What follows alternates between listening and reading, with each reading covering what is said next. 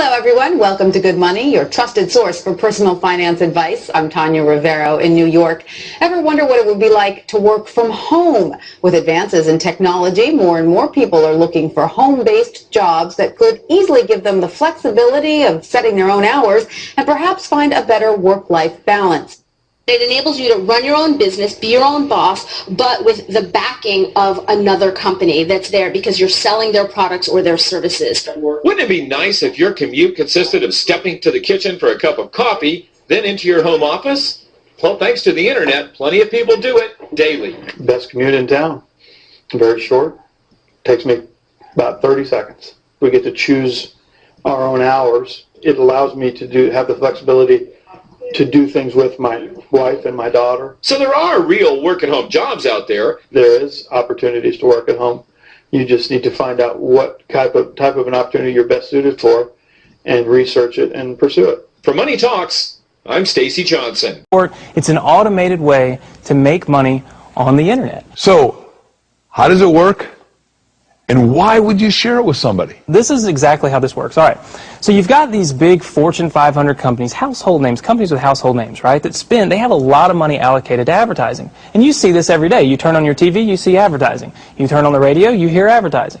Print magazines, all this stuff. Well, these companies have big advertising budgets, and they allocate it in different places. One of the places that they allocate it is to the internet. They have a large portion of their budget set aside to advertise online. And so what I did was I went to them and I said, look, would you pay me to advertise for you? Would you pay me if I send you a customer? They said, yeah, it made sense. Think about it. They pay me only if I send them a customer. It's results-oriented. Right. It's performance-based. It made a lot of sense to them. Instead of paying to be seen, they're paying for customers, right? So they allocate a large portion of their budget to advertising this way. And what I do is I go promote these companies. I don't have to work against them. I don't have to build a business and try to compete with these monster companies. I work with them. They've already got it going. Right. I'm helping them. I send them customers, and in turn, they send me a check. They pay me for sending them customers. So they're elated. You know, when they get a new customer, they're excited. They don't mind paying me.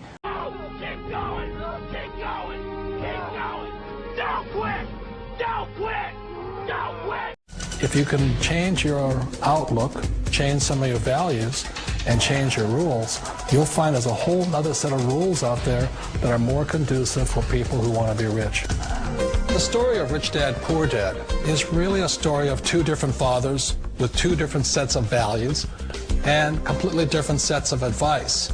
So I don't mean to insult anybody or, to damage your values, but really that was the difference. For example, my poor dad always said, go to school, get good grades, get a high-paying job, work hard, live below your means, save money, get out of debt, have a good retirement plan. And that was my poor dad's values. My rich dad said, you probably won't get rich doing that way because very few people get rich following that plan. But you thought saving money made you money. If you take a look at this 40-year run on the dollar is designed economically to lose money every single year. So why would you save something that loses money every year? And what this means for somebody on retirement plans is that after you retire, the value of your dollar goes down and your cost of living keeps going up. To my rich dad, that was bad advice and made no sense. Again, it was different value. An important diagram my rich dad showed me when I was a little boy was a diagram known as a cash flow quadrant. And the quadrant is made up of the four different people who make up the world of business. So my rich dad said, in the world of business, there's E's. And E's stand for employees. An employee, he says, you can always tell who they are by their core values. And what the employee, whether the president or the janitor of the company, will always say the same words. The words are, I'm looking for a safe, secure job with benefits. That's what makes them an employee, because their core values are security. The other one of the four is the S, or the small business owner or the self-employed. And again, their core values will cause them to use the same words, which are, if you want it done right, do it by yourself. S means they're also solo. They're generally one-person act, or they operate by themselves. On the right side of the quadrant are the B's. And what Rich Dad said the B stood for was big business, or like Bill Gates. Forbes defines big business as 500 employees or more. And their words are different. They say, I'm looking for a good system, a good network, and the smartest people I know to help run my business. So they're unlike the S. They don't want to run the company by themselves. They want smart people to run their companies for them. And then the fourth of the quadrant is the I, and I stands for investor. These are people who have money work hard for them. These people are people who have people work hard for them. And these are the people that work hard for the rich here. So early on in my life, it was my poor dad who always said to me, you know, Robert, go to school and so get a high-paying job.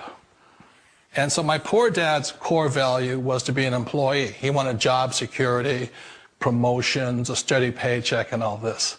And so it was my rich dad who said to me, he says, you know, Robert, if you really want to be rich, learn to build businesses. It made more sense to him to work hard to build a business, something you owned, and something you could pass on for generation to generation to your kids.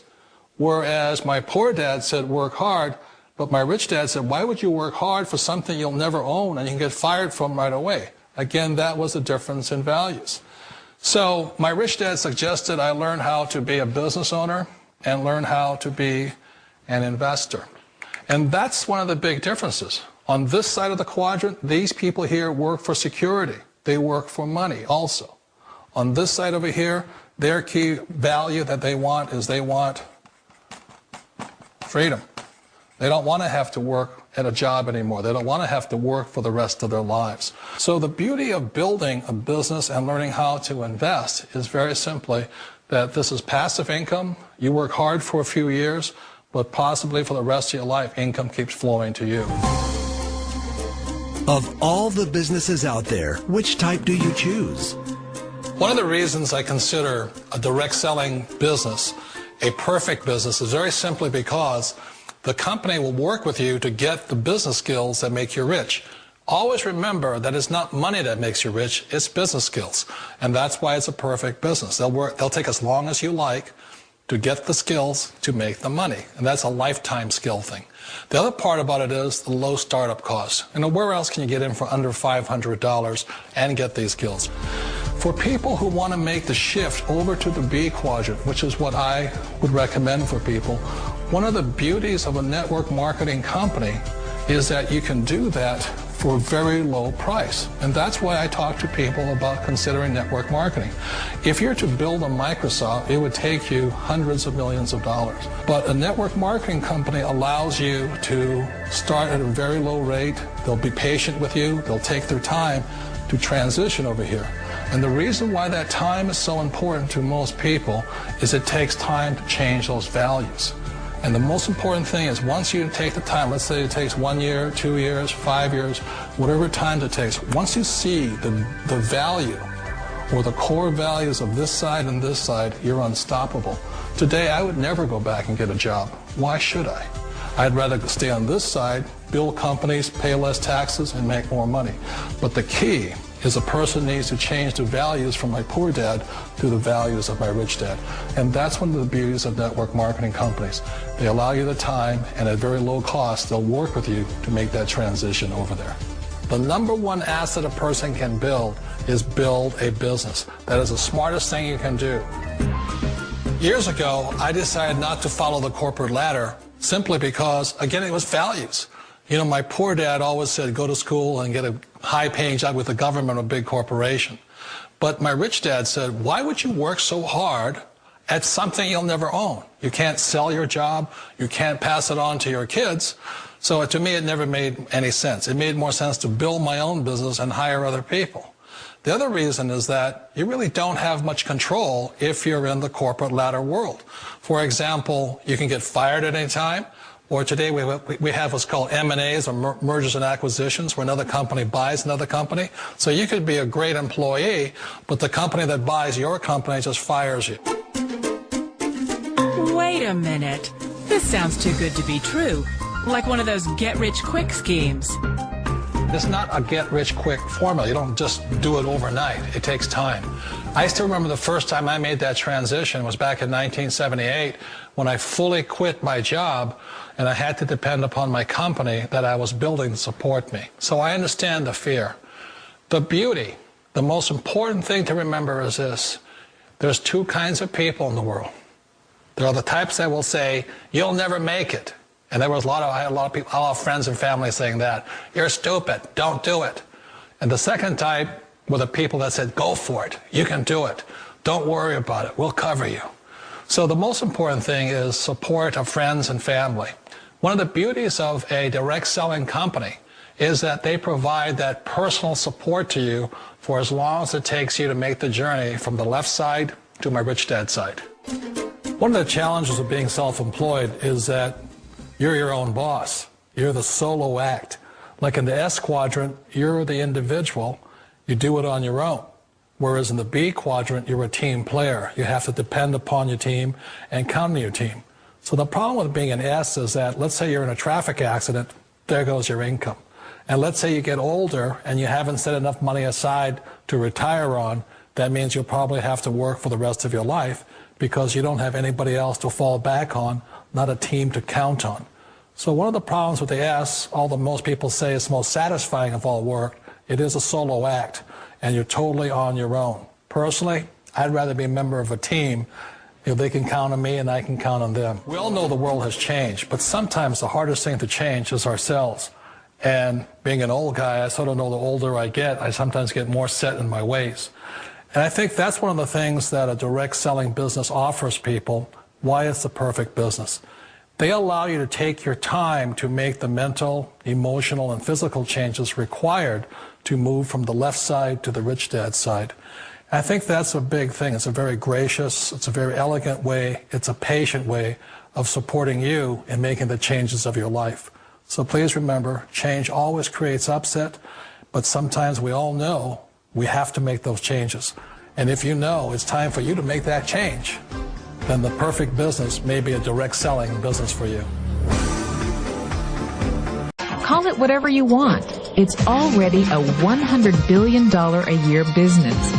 A business that you can do part-time or full-time and can be started at home with no large capital outlay, low overhead, no employees, and no special business expertise or technical skills.